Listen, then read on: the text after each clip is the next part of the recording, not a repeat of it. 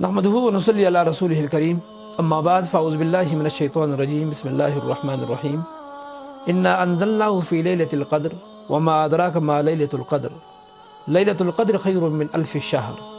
تنزل الملائکۃ والروح فیہا بإذن ربہم من کل امر سلام ہی حتی مطلع الفجر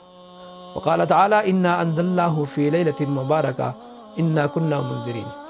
آج کی اس نشست میں ہماری گفتگو لیلۃ القدر کی فضیلت کے متعلق ہوگی۔ ایک مرتبہ آپ صلی اللہ علیہ وسلم اپنے صحابہ کرام کے ساتھ تشریف فرماتے تو آپ صلی اللہ علیہ وسلم نے پچھلی امتوں میں سے کسی عابد کا تذکرہ کیا کہ اس نے اللہ تعالیٰ کی عبادت 80 سال کی تھی۔ ایک صحابی نے پوچھا اللہ کے رسول، ان کی عمریں بھی زیادہ تھیں اور انہوں کی عبادتیں بھی زیادہ ہوں گی، ہماری تو عمریں بھی کم ہیں تو ہماری عبادتیں بھی کم ہوں گی۔ یہ آیت اور یہ صورت اتری انا انزلناہ فی لیلۃ القدر وما ادراک ما لیلۃ القدر لیلۃ القدر خیر من الف شہر۔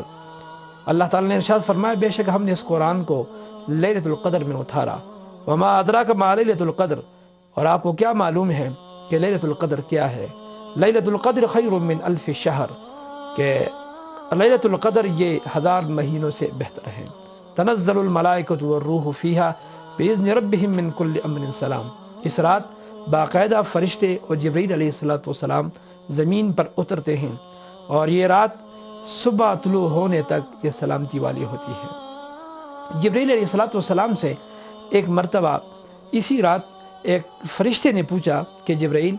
جو لوگ اس رات میں عبادت کرتے ہیں ان کے لیے کیا خوشخبری ہے؟ جبرائیل علیہ السلام نے ارشاد فرمایا کہ ان لوگوں کی باقاعدہ مغفرت کی جاتی ہے تمام گناہوں سے، البتہ 4 قسم کے بدنصیب لوگ ہیں جن کی مغفرت نہیں ہوتی اس رات میں۔ ان میں سب سے پہلا وہ شخص ہے جو مدمن الخمر ہو، جو ہمیشہ شراب کا عادی ہو، شراب پینے والا ہو، اور دوسرا وہ شخص جو عاق الوالدین ہو، والدین کا نافرمان ہو، اور تیسرا وہ شخص جو قاطع الرحم ہو، رشتہ داریوں کو توڑنے والا ہو، اور چوتھی قسم جو حضرت جبرائیل علیہ السلام نے ارشاد فرمائی وہ ہے کہ جو کسی کے متعلق حسد اور بغض رکھتا ہو۔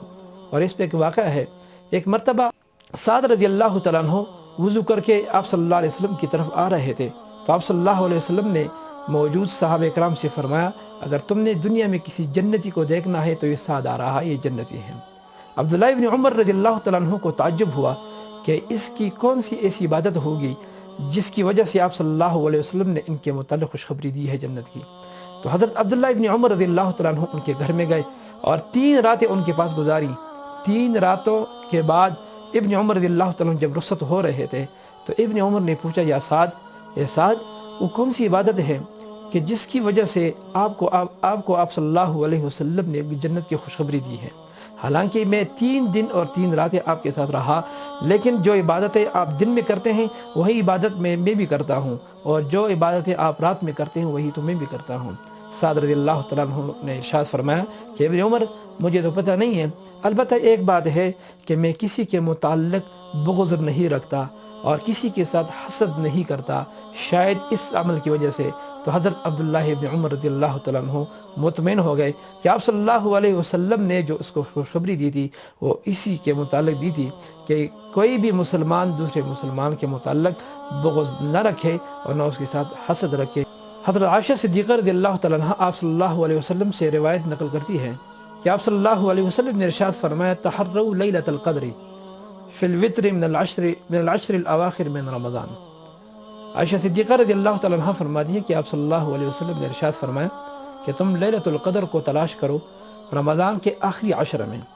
اور ایک روایت میں ہے کہ آخری 7 راتوں میں اس کو تلاش کرو۔ اس طرح ایک اور روایت کے اندر ہے کہ آپ صلی اللہ علیہ وسلم نے ارشاد فرمایا من قام لیلۃ القدر ایمانا واحتسابا غفر له ما تقدم من ذنبه، جو آدمی ایمان اور ثواب کی نیت کے ساتھ لیلۃ القدر کی رات میں بعض میں مصروف ہو گیا تو اللہ تعالیٰ اس کے پچھلے تمام گناہوں کو معاف فرما دیتے ہیں۔ لہذا ہر ایک مسلمان کے لیے ایک ضروری ہے کہ وہ ہر رات عبادت میں مصروف ہو، اور خصوصاً ان ایام میں لیلۃ القدر وغیرہ میں اللہ تعالیٰ سے دعا ہے کہ اللہ تعالیٰ ہم سب کو نیک عمل کرنے کی توفیق عطا فرمائے۔ وآخر دعوانا الحمدللہ رب العالمین۔